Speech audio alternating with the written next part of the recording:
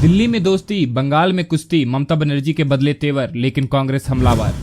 बेंगलुरु में हुआ कांग्रेस और टीएमसी का मेल, 10 दिन बाद ही आई कड़वाहट। कांग्रेस नेता ने ममता बनर्जी को बताया भ्रष्ट। पश्चिम बंगाल की मुख्यमंत्री ममता बनर्जी ने अपना रुख बदल लिया है। बेंगलुरु में आयोजित दूसरी बैठक में कांग्रेस और तृणमूल कांग्रेस के बीच नजदीकियां देखने को मिली थी। ममता बनर्जी भाजपा के खिलाफ तैयार विपक्षी दलों के साथ गठबंधन में शामिल हुई हैं। सभी दलों ने मिलकर इस नए गठबंधन का नाम इंडिया रखा था, लेकिन इसके ठीक 10 दिनों के बाद ही पश्चिम बंगाल में दोनों पार्टियों के बीच के संबंधों की कड़वाहट एक बार फिर से सबके सामने आई है। इससे यह संकेत मिलता है कि 26 पार्टियों के समूह के भीतर अभी भी कई मुद्दों को सुलझाना बाकी रह गया है। दरअसल शनिवार को एक प्रेस कॉन्फ्रेंस में बंगाल कांग्रेस के अध्यक्ष और लोकसभा में पार्टी के नेता अधीर रंजन चौधरी ने ममता बनर्जी के नेतृत्व वाली टीएमसी पर जमकर हमला बोला।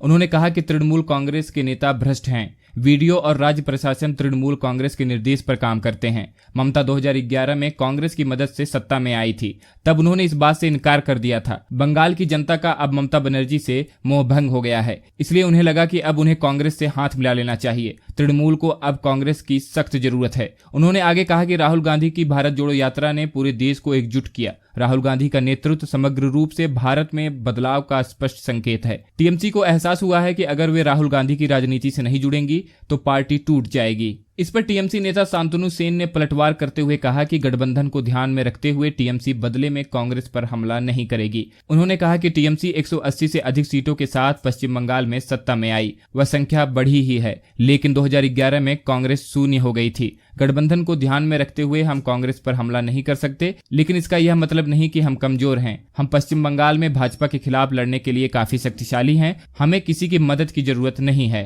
टीएमसी की वार्षिक शहीद दिवस रैली के दिन ममता और उनके भतीजे अभिषेक बनर्जी ने कांग्रेस के बारे में बोलने से परहेज किया। हालांकि उन्होंने सीपीआईएम और भाजपा पर हमला किया। अपने भाषण में ममता ने कहा कि हमें सत्ता या पद की परवाह नहीं है, हम अपने देश की शांति की परवाह करते हैं। कांग्रेस और टीएमसी की स्थिति पर कटाक्ष करते हुए शुभेंदु अधिकारी ने कहा, जो लोग टीएमसी सरकार के खिलाफ लड़ना चाहते हैं वे आगे आएं और भाजपा के साथ इस लड़ाई में शामिल हो जाएं, या फिर एक ऐसा मंच बनाएं जहां आप खड़े होकर अत्याचारी राज्य सरकार के खिलाफ लड़ सकें। यदि आप गठबंधन की बैठक में शामिल हुए नेताओं की तस्वीरें देखकर इस राज्य सरकार के खिलाफ लड़ना चाहते हैं तो पश्चिम बंगाल के लोग आप पर विश्वास नहीं करेंगे। यह है दिल्ली में दोस्ती और बंगाल में कुश्ती। इस पूरे प्रकरण पर राजनीतिक विश्लेषक उदयन बंदोपाध्याय ने इकोनॉमिक टाइम्स में कहा कि इंडिया में शामिल सभी पार्टियों को लोगों के पास जाना होगा और उन्हें बताना होगा कि गठबंधन केंद्र में सिर्फ बीजेपी को रोकने के लिए है।